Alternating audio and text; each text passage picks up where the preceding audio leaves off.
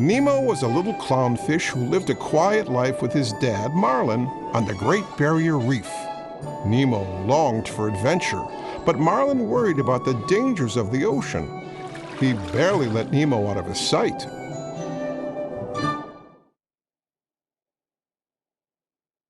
Marlin. Nemo.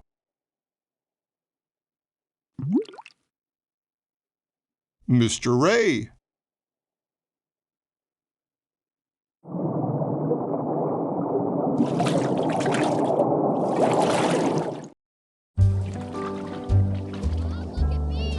On the first day of school, Marlin overheard Nemo and his new friends daring each other to swim out over a steep cliff. Come on, Nemo! How far can you go? Sheldon. Tad. Pearl. Nemo.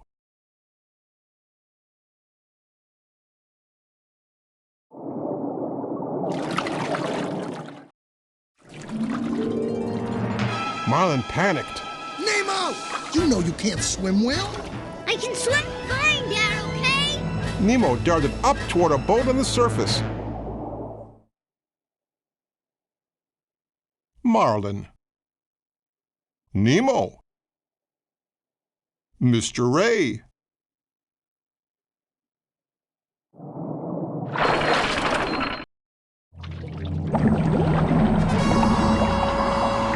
As Nemo swam, a diver appeared behind him.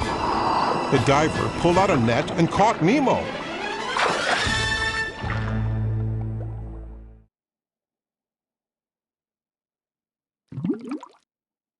Nemo.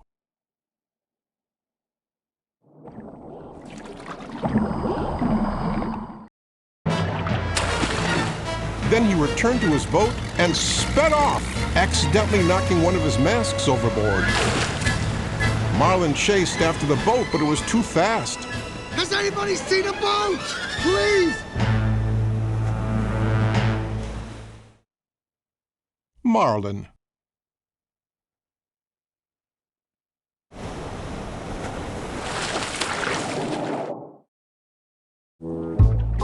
Marlin soon bumped into a blue tangfish named Dory who offered to help. Hey, I've seen a boat. Yeah, went this way. Follow me. When Marlin followed, Dory whirled around. Dory. Marlin.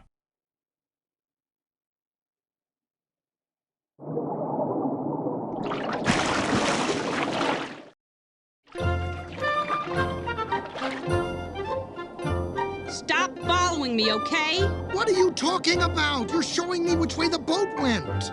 Dory looked surprised, then shook her head sadly. I'm so sorry. See, I suffer from short-term memory loss.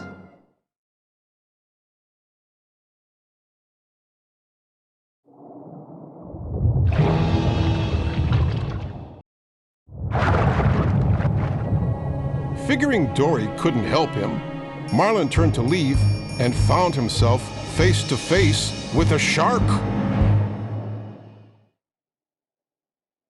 Bruce.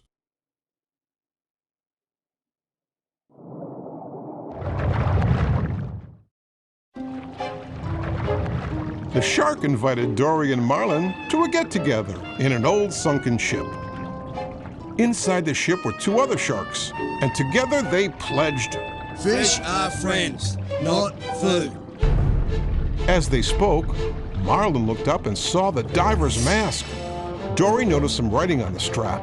It might be a clue to help them find Nemo. Bruce. Chum. Anchor.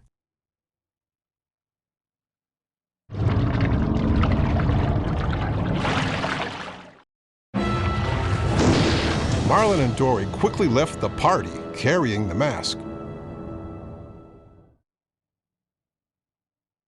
Bruce. Chum. Anchor.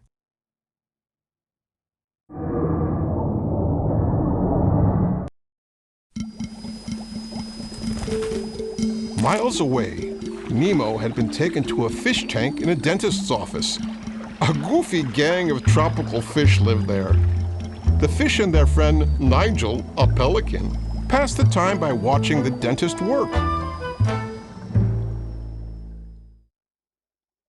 Nigel. Bloat. Bubbles. Peach. Nemo.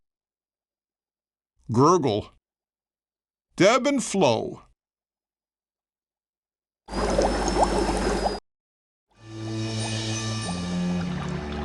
That night, Nemo learned that he would be given to Darla, the dentist's niece. The tank gang warned him that Darla's fish never lived for very long. Their leader, Gill, took charge. We're gonna help him escape. Bloat. Gurgle. Bubbles. Deb and Flo. Nemo. Gill.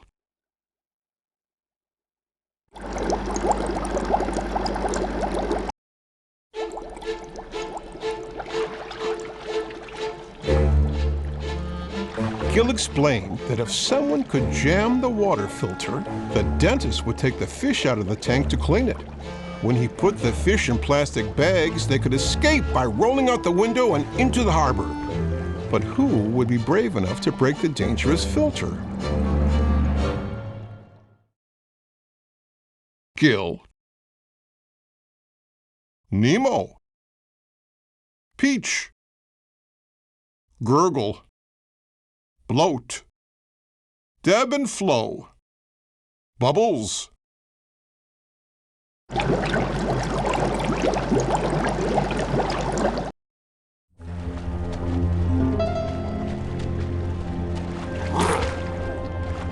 Deep in the ocean, Dory and Marlin were in a dark canyon. Marlin struggled to hold on to the lighted antenna of a dangerous anglerfish so that Dory could read what was written on the mask. P. Sherman 42 Wallaby Way, Sydney. Anglerfish. Dory. Diver's mask.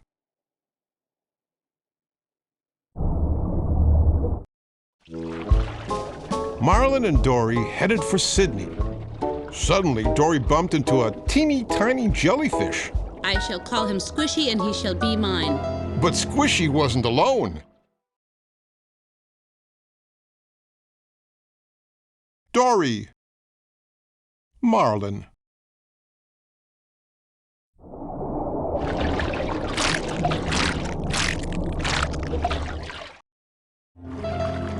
Soon they were surrounded by an entire forest of deadly jellyfish. The jellyfish stung Dory and Marlin too, making them feel weak and tired.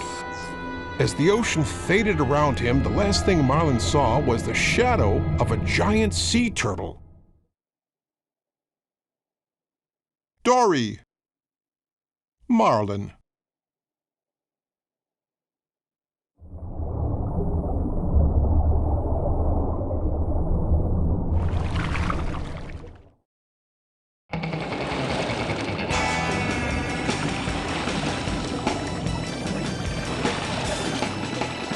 When Marlin woke up, he was lying on the sea turtle's shell.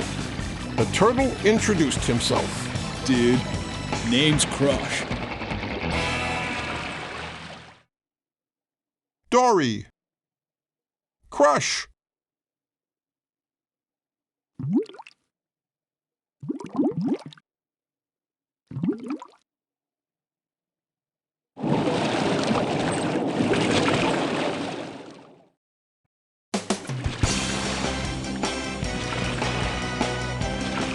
Marlin told Crush and his son Squirt the story of the search for Nemo.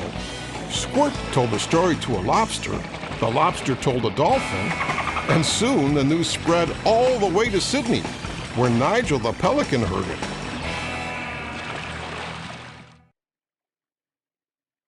Crush. Marlin. Squirt.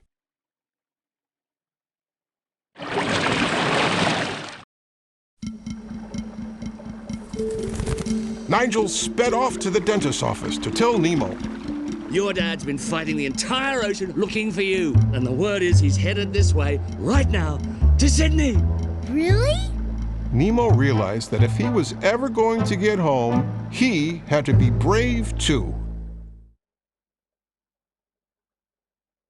Nigel. Bloat. Darla.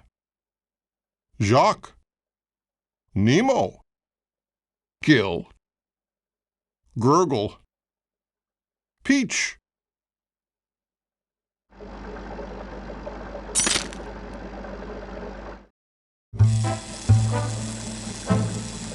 He took a deep breath and carefully jammed a pebble into the tank's filter, stopping its swirling blades. Soon the tank would be so dirty, the dentist would have to clean it.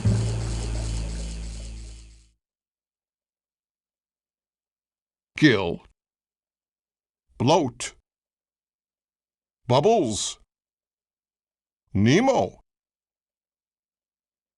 Deb and Flo.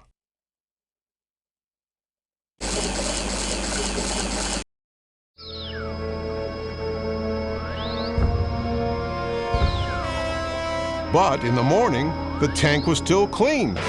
The filter had been changed during the night, ruining their escape plan. Then the dentist slipped a net into the water, capturing Nemo. Help me!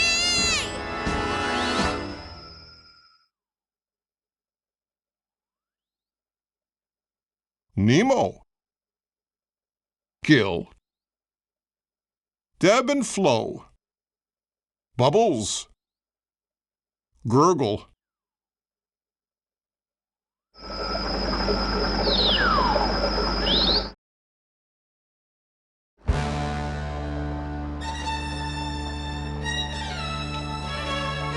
The dentist started to hand Darla the bag, but then he saw Nemo inside, belly up.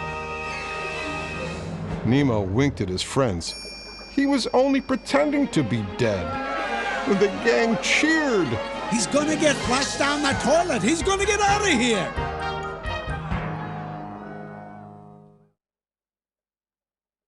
Nemo. P. Sherman. Bloat. Bubbles. Peach. Gurgle. 42 Wallaby Way. Gill.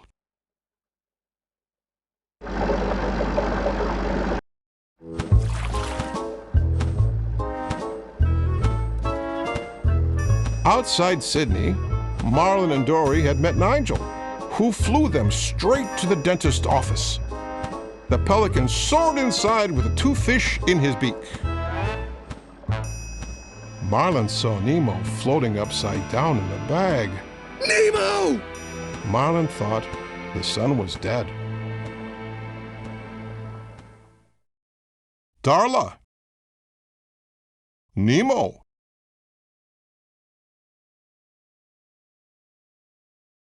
Nigel. Marlin. Dory.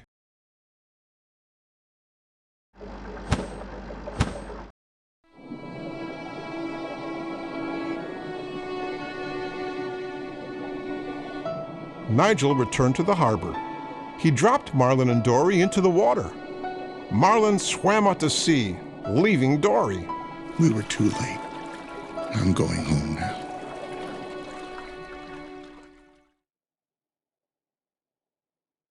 Dory.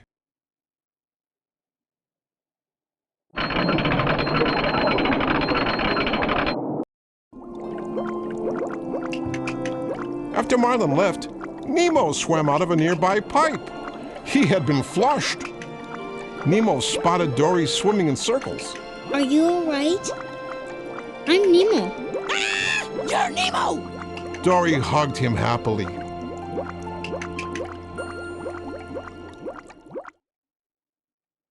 Dory. Nemo.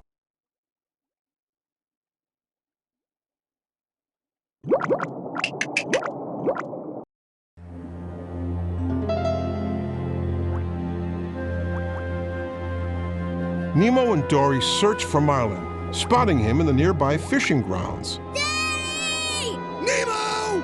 I'm coming, Nemo! As they swam toward each other, a big net dropped into the water and captured lots of fish, including Dory.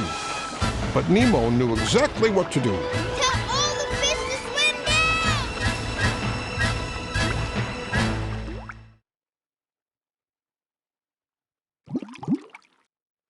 Marlin.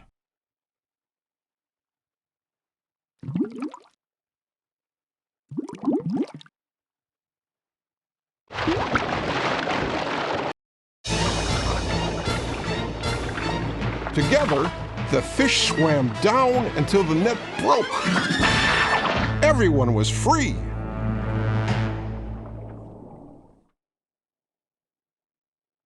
Dory. Nemo. Marlin.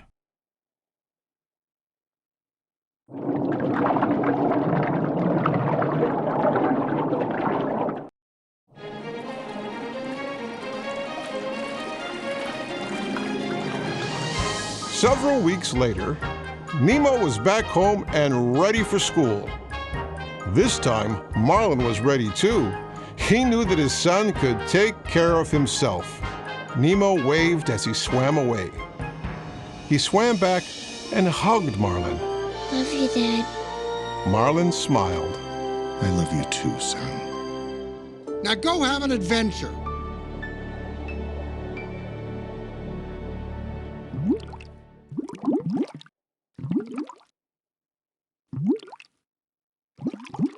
Bruce. Dory.